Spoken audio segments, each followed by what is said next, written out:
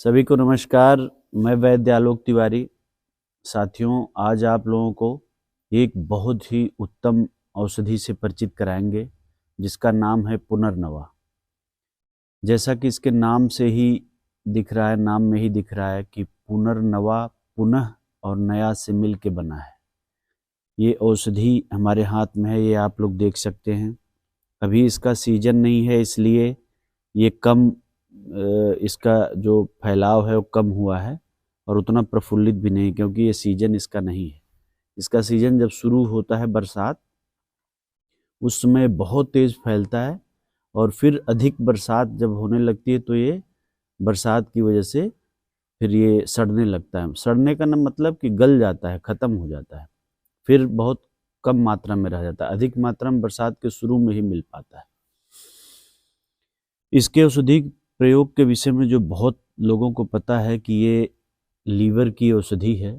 Liver, किसी भी तरह की लीवर में समस्या हो, सबका एक, चाहे जो भी समस्या लीवर की हो, उसमें बहुत बढ़िया काम करता है।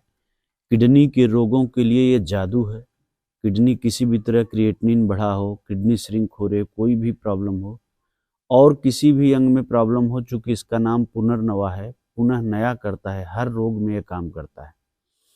लेकिन आज रोग के अलावा इस पे एक और विषय पे इसकी चर्चा करेंगे जो कि कायाकल्प से संबंधित है। कायाकल्प का मतलब ये है कि कोई वृद्ध हो गया हो, रोग की वजह से या उम्र की वजह से या किसी और भी कारण से शरीर जर्जर हो गई है, और या उम्र की वजह से भी बुजुर्ग हो गया, बूढ़ा हो गया कोई आदमी, तो उसका कायाकल्प कर देती है ये जड़ी बूटी।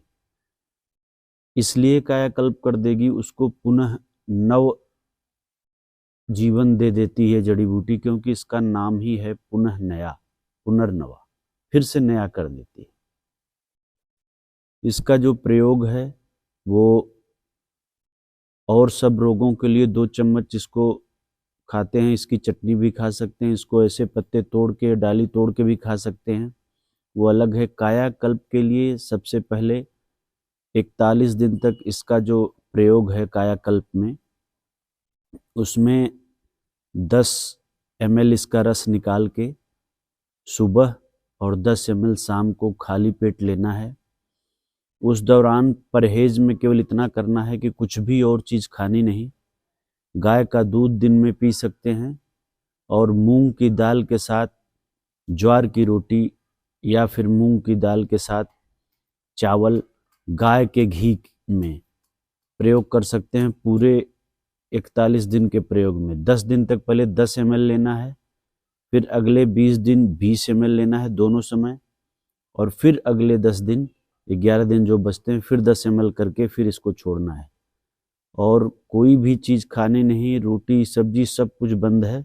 केवल इसको आप दूध और चावल, वो भी गाय का दूध, देसी गाय का दूध होना चाहिए, या दूध और ज्वार की रोटी प्रयोग कर सकते हैं।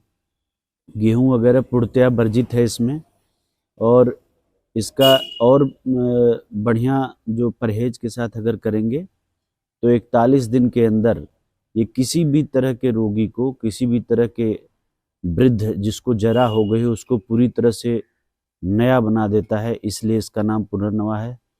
बहुत ही बढ़िया प्रयोग है, कोई भी इसको कर सकता है, कोई इसका नुकसान नहीं है।